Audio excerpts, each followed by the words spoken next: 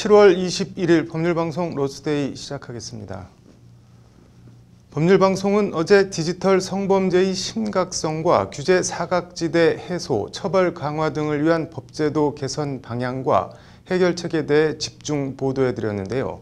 관련해서 오늘 국회에선 여성인권운동가 출신 더불어민주당 권인숙 의원 주최로 세계 최대 아동 청소년 음란물 사이트 운영자 손정우에 대한 미국 송환 불허 결정에 대해 손정우 이대로 풀어줄 것인가 라는 다소 도발적인 제목의 토론회가 열렸습니다.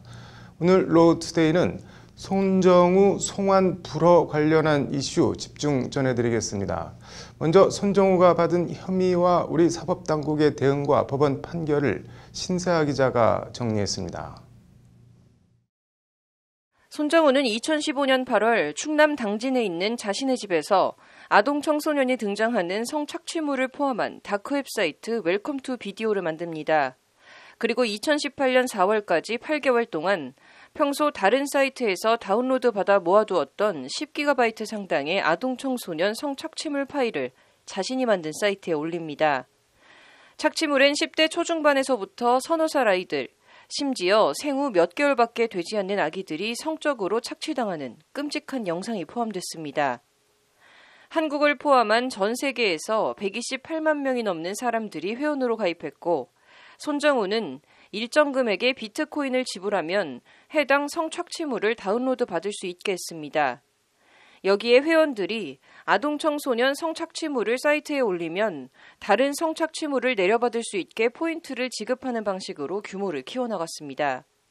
이렇게 7만 3천 건이 넘는 파일에 아동 청소년 성착취물만 3천여 개, 다운로드 횟수는 36만 건을 기록했고 4천여 명의 회원으로부터 4억 원 상당의 비트코인을 받아 챙겼습니다.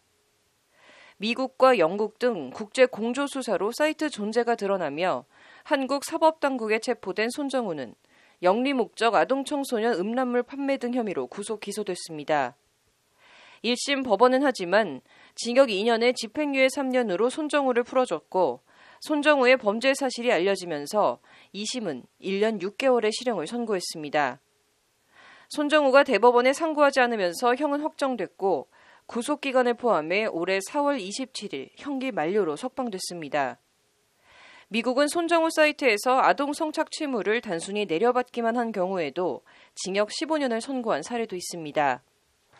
한국 법원이 아동 청소년 성착취물에 대해 가벼워도 너무 가벼운 솜방망이 처벌을 내렸다는 비판이 쇄도하는 이유입니다. 이와 관련 오늘 국회에서 더불어민주당 권인숙 의원 주최로 열린 손정우 이대로 풀어줄 것인가 토론회에 참석한 서승희 한국사이버성폭력 대응센터 대표는 경찰과 검찰, 법원을 강한 어조로 싸잡아 비판했습니다. 일단 이른바 N번방 방지법이라고 불리는 아동 청소년의 성보호법 개정 전 아청법을 기준으로 해도 제11조 1항에 아동 청소년 이용 음란물을 제작, 수입 또는 수출한 자는 무기징역 또는 5년 이상의 유기징역에 처한다고 적시하고 있습니다. 이와 관련 서승희 대표는 손정우는 넓은 의미로 아동 청소년 성착취물 제작에 가담하거나 제작을 유도한 행위를 했다며 수입과 수출에 관한 부분에도 해당한다고 지적했습니다. 서 대표는 그러면서 경찰과 검찰, 재판부까지 모두 아청법 제11조를 제대로 적용하지 않으면서 형량의 문제가 함께 발생했다고 경찰과 검찰, 법원의 안일한 태도를 싸잡아 비판했습니다. 국제적으로 아동 청소년 성착취물을 유통하며 제작을 유도한 행위를 수사기관과 사법부가 얼마나 가벼운 일로 바라보았는지 기소 법률만 보아도 읽을 수 있다는 것이 서 대표의 우리 사법당국을 향한 비판입니다. 서승희 대표는 만약 아청법 제11조 1항을 적용해 제작과 수입, 수출을 모두 적극적으로 해석했다면 5년 이상의 유기징역에서 최대 무기징역까지 선고할 수 있었다고 국민 법감정과 정서에 한참 못 미치는 우리 사법당국의 무사 안일한 태도를 거듭 질타했습니다. 경찰과 검찰, 법원 모두 서 대표의 비판과 지적에 딱히 반박할 말이 없어 보입니다. 법률방송 신세아입니다. 손정우 이대로 풀어줄 것인가 국회 토론회 얘기 계속해 보겠습니다. 세계 최대 아동 청소년 성착취물 사이트를 운영했던 손정우에 대해 미국 사법당국은 미국에서 처벌받게 하겠다며 우리 정부에 범죄인 인도 청구를 해왔습니다. 하지만 우리 법원은 국내에서 관련 수사가 진행 중이라며 사법 주권을 이유로 미국 송환을 불허했습니다. 이거는 어떻게 봐야 할까요? 국회 토론회에선 어떤 말들이 나왔을까요? 장한지 기자가 송환 불허 사유를 자세히 뜯어봤습니다. 서울고등법원이 작성한 미국 사법당국의 손정우 범죄인 인도 청구에 대한 결정문입니다. 주문 범죄인을 청구국에 인도하지 아니한다고 적혀 있습니다. 송환 불허 결정을 내린 겁니다. 결정문 소결론을 보면 국경을 넘어서 익명성을 가지고 이뤄지는 국제적 성격의 성범죄에 대한 엄중한 처벌의 필요성과 아동 성착취 범죄 및 국제 자금 세탁 척결을 위한 국제적 협력을 고려하더라도 그러한 사정만으로는 범죄인을 청구국으로 인도하는 것으로만 결론이 이론적으로 도출된다고 보기 어렵다고 적혀 있습니다. 말이 길고 어려운데 요약하면 아동 성착취물 범죄는 엄중하게 처벌해야 하지만 이번 사건에선 그게 꼭 손정우를 미국에 보내 처벌받게 해야 하는 것은 아니라는 것이 법원 판단입니다. 법원의 이 같은 판단은 크게 4가지 논리구조 위에 세워져 있습니다. 먼저 범죄지 관할국 관련 판단입니다. 법원은 범죄인의 수사와 재판, 형의 집행을 가장 효과적으로 달성할 수 있는 국가가 통상 범죄지 관할국이라는 점에서 범죄인을 범죄지 관할국으로 인도하는 것이 정의관념에 부합하고 그것이 범죄인 인도제도의 취지라고 전제했습니다. 그렇다면 다음은 손정우 범죄의 범죄지와 관할국이 어디냐 문제로 이어집니다. 이와 관련 법원은 범죄지와 관련 이른바 네트워크 기반 범죄의 특성상 이 사건은 사이트 회원의 국적이나 소재지 등과 관련 없이 네트워크가 연결된 곳이면 어느 곳에서든 발생할 수 있는 범죄라며 미국은 범죄지 관여국이라고 판단했습니다. 미국인들이 손정우 사이트에 가입해 아동 청소년 성착취물을 내려받고 손정우가 거래한 암호화폐 거래소 본사가 일부 미국에 있다고 해도 어디까지나 범죄가 행해진 곳, 범죄지는 한국이고 따라서 관할국도 한국이라는 것이 법원 판단입니다. 이에 재판부는 손정우가 인도되면 현 단계에서 한국에서의 수사가 미연의 상태로 마무리되거나 지장이 생길 위험이 있으므로 관련자 수사와 합당한 처벌을 위해서는 손정우에 대한 신병을 한국이 확보해 수사해야 한다는 결론으로 나아갑니다. 재판부는 나아가 국제적으로 행해진 아동 성착취와 학대 및 자금 세탁 방지 목적을 실현하기 위한 관련 수사도 손정우를 인도하지 않아도 국제적 협력과 공조를 통해 가능하다고 판단했습니다. 정리하면 재판부가 이번 사안을 사법주권의 프레임으로 인식해 손정우가 한국 국민이고 우리나라에 범죄지가 있으며 우리나라에서 처벌이 가능하다는 것을 전제로 손정우의 미국 송환을 불허한 겁니다. 이와 관련 손정우에 대한 추가 처벌이 가능하느냐를 떠나서 오늘 국회 토론회에선 사법주권을 지켰는지는 모르겠지만 사법정의는 확실히 죽었다는 비판이 쏟아졌습니다. 토론자로 참석한 조진경 10대 인권센터 대표는 재판부가 희대의 성범죄자 손정우를 보호하기 위해 이런 결정을 내렸을 리는 만무하다면서도 대한민국 법원이 지키고자 한 것은 정의의 실현이 아닌 대한민국 법원의 체면이나 자존심이 아니었냐고 쏘아붙였습니다. 한국 사법부의 솜방망이 처벌이 무색하게 미국 법원에서 죄질에 합당한 중형이 선고된다면 우리 법원의 체면이 깎이고 비판과 비아냥이 쏟아질까 봐 아예 일부 비판을 감수하고서라도 손정우의 미국 송환을 불허한 것 아니냐는 비판입니다. 그 이면엔 다음에 비슷한 일이 생기면 그때도 또 우리 법원은 사법주권을 운운하며 송환을 불허할 것이냐는 우려 섞인 의심이 들어 있습니다. 역시 토론자로 참석한 오선희 법무법인 해명 변호사도 재판부가 심지어 이런 범죄의 발본 세권을 위해 손정우 인도를 불허한다고 했는데 우리에게 필요한 건 범죄를 저지르면 결국에는 처벌된다는 결과라고 재판부 송환 불허 결정을 꼬집었습니다. 오선희 변호사는 그러면서 손정우의 미국 송환이 아동 청소년 성착취물 범죄의 재발을 막을 유일한 방법이었다며 손정우에게 1년 6월에 징역을 선고한 사법부는 송환 불허로 마지막 기대와 신뢰마저 저버렸다고 법원 결정을 거듭 질타했습니다. 앞서 지난 6일 서울고법에서 손정우 미국 인도 불허 결정이 내려지자 미국 법무부와 연방검찰은 즉각 이례적으로 실망의 뜻을 밝힌 바 있습니다. 우리는 미국 시민들에게 큰 영향을 끼친 세계에서 가장 위험한 한국 성착취 범죄자 중 한 명에 대한 한국 법원의 인도 거부에 실망했다는 것이 미국 법무부의 언론 인터뷰입니다.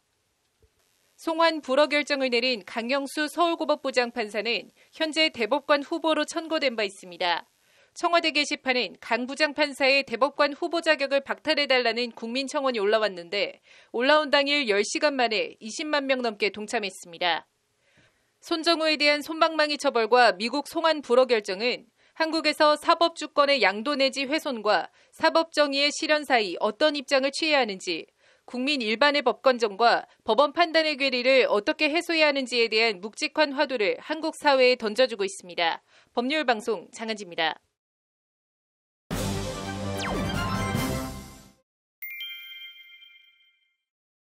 네, 손정우 송환 불허 결정 얘기 더 해보겠습니다. 스튜디오에 신세아 기자 나와 있습니다. 신 기자, 이게 복귀해 보면은 손정우에 대한 수사가 우리 사법당국 자체적으로 시작한 게 아니죠? 네, 그렇습니다. 이 사건 수사 경과를 보면 네. 2017년도 5월에 미국에서 이제 국제사법 공조수사 요청을 받고 나서 이제 내사에 들어간 사안입니다. 네. 뒤집어 말하면 이 손정우라는 한국인이 한국 네. 자기 집에서 엽기적이고 끔찍한 이 세계 최대 아동 청소년 성착취물 사이트를 운영하고 있었는데 네. 우리 사법당국은 전혀 모르고 있었다라는 얘기가 되는 건데요. 네. 그나마 이제 앞서 전해드렸는데 이제 1심은 징역형 집행유예로 구속돼 있던 이 손정우를 풀어줬고 네. 2심은 징역 1년 6개월의 실형을 선고하면서도 손정우가 뭐 혼인신고를 해서 부양할 가족이 있다라는 네. 이유로 이제 솜방망이 처벌을 했습니다. 네. 그래서 여기에 이제 미국 사법당국이 우리한테 보내라, 이제 네. 우리가 뭐 재판을 해서 처벌을 할게 했지만 네. 그마저도 이제 범죄지 관할국이 한국이라는 네. 이런 사유 등을 들어서 소환을 불허해서 이제 여론에 좀 엄청난 문매를 맞고 있는 상황입니다. 관련해서 오늘 토론회에서 법원 결정에 대해 비판들이 쏟아졌죠? 네. 토론회에 참석한 오선희 법무법인 해명 변호사는 네. 이제 동의하기 어렵다라면서 이 법원의 결정을 굉장히 조목조목 반박을 했습니다. 네. 재판부의 주된 논리는 손정우가 우리나라에 있어야 수사를 더 잘할 수 있다는 것인데 네. 이것은 디지털 성범죄와 이 사건 범죄 수익 은입 범죄 특성에 대해서 무지하거나 외면한 논리라고 이제 오선희 변호사가 지적했습니다. 네. 손정우는 공범들의 이름이나 신분을 알지 못한다. 서로에 대하여 밝히지 않고 오직 온라인으로만 다 있었다. 현재 수사가 종료된 점도 간과했다고 오 변호사는 법원 판단의 근거들을 반박했는데요. 네. 손정우 아버지의 아들의 자금 세탁죄 위반 셀프 고소 고발에 대해서도 오 변호사는 손정우 아버지가 고소한 사건마저도 손정우의 진술이 필요한 것이 아니라 네트워크에 대한 기술적 수사가 필요할 뿐이라고 평가절하했습니다. 네. 또 역시 오늘 토론자로 참석했던 조진경 10대 여성 인권센터 대표도 전 국민적 저항은 법원이 자초한 것이라면서 네. 전 세계 디지털 성범죄자들에게 대한민국은 성착취 범죄자들의 도피처, 천국이라는 인식을 심어줬다고 솜방망이 이제 법원 판결과 송환 불허 결정을 굉장히 강하게 비판을 했습니다. 그러면 손정우를 미국에 송환할 수 있는 방법이나 가능성은 이제 아예 없는 건가요? 손정우의 이 미국 재송환은 굉장히 네. 현실적으로 어렵다라는 게 이제 오늘 토론자로 참석했던 김은주 여성의당 공동대표 말입니다. 네. 이 실제 미국 법무부와 연방검찰은 네. 굉장히 실망스럽다라는 반응을 내보이기도 했고요. 이 범죄인 인도를 재청구할 뜻은 또 내비치진 않았습니다. 네. 재청구 시에 이제 외교적 부담도 부담인데 네. 미국이 한국 법원의 인도 거절된 범죄에 대한 기소는 이제 기각된다라는 뜻을 밝혔기 때문에 네. 이 현실적으로 다른 혐의로 다시 이제 범죄인 인도 청구를 하기가 어렵다라는 게 이 김은주 공동대표의 설명입니다. 네. 이게 범죄인 인도법을 개선할 필요는 없나요? 김영미 법무법인 승인 변호사가 이제 오늘 토론회에서 디지털 성범죄에서 범죄인 인도의 문제점 및 재현이라는 제목으로 이제 관련 발표를 했는데요. 네.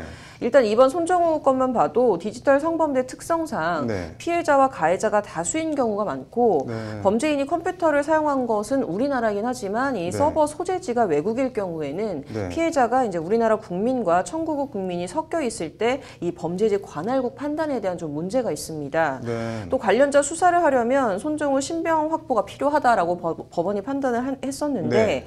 이게 단순히 이제 관련자 수사에 필요하다는 이유로 인도를 불허하는 게 맞는 건지 네. 또 반대로 우리나라에서는 이미 기소나 처벌은 끝났지만 네. 범죄인이 관련 내용으로 청구국 국민인 디지털 성범죄 수사를 위해서 반드시 뭐 이제 필요한 참고인일 경우에는 어떻게 할 것인가라는 이런 좀 논란의 소지도 있는 건데요. 네. 그래서 이와 함께 우리나라에서 범죄인지 또는 이 수사가 시작되기 전에 네. 범죄인 인도 요청이 온 경우나 또 이 범죄인 인도 요청이 온 이후에 우리나라에서 수사가 시작이 되거나 기소가 된 경우에는 어떻게 해야 하나 이런 것도 좀 애매합니다. 네. 네. 그래서 이와 관련해서 이 김영미 변호사는 대면 범죄와 달리 네트워크를 통한 디지털 성범죄의 경우에는 이러한 특성을 반영한 범죄인 인도법의 개정이 필요하다라고 제언을 했습니다.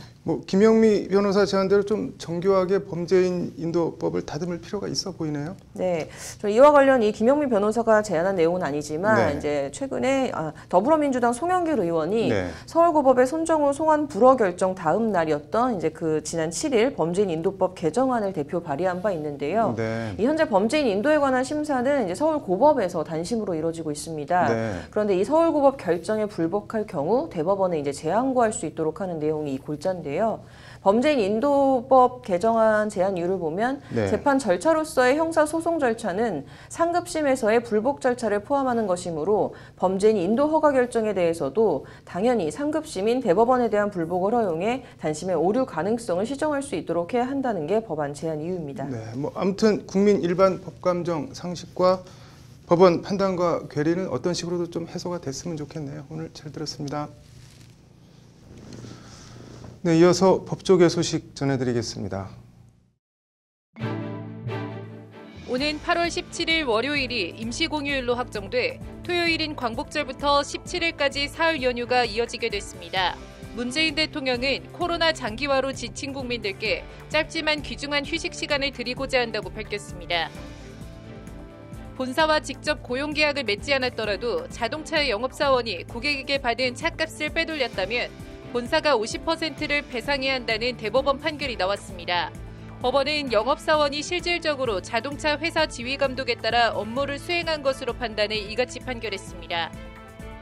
강원도 화천군이 매년 개최하는 산천어 축제가 동물학대라며 동물보호단체가 제기한 항고를 검찰이 기각했습니다.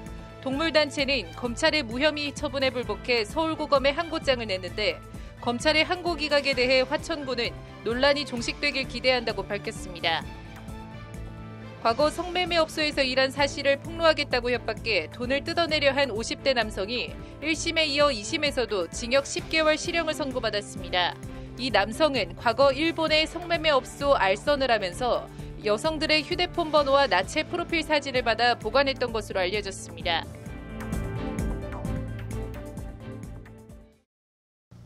(7월 21일) 법률방송 로투데이 마치겠습니다. 시청해주셔서 감사합니다.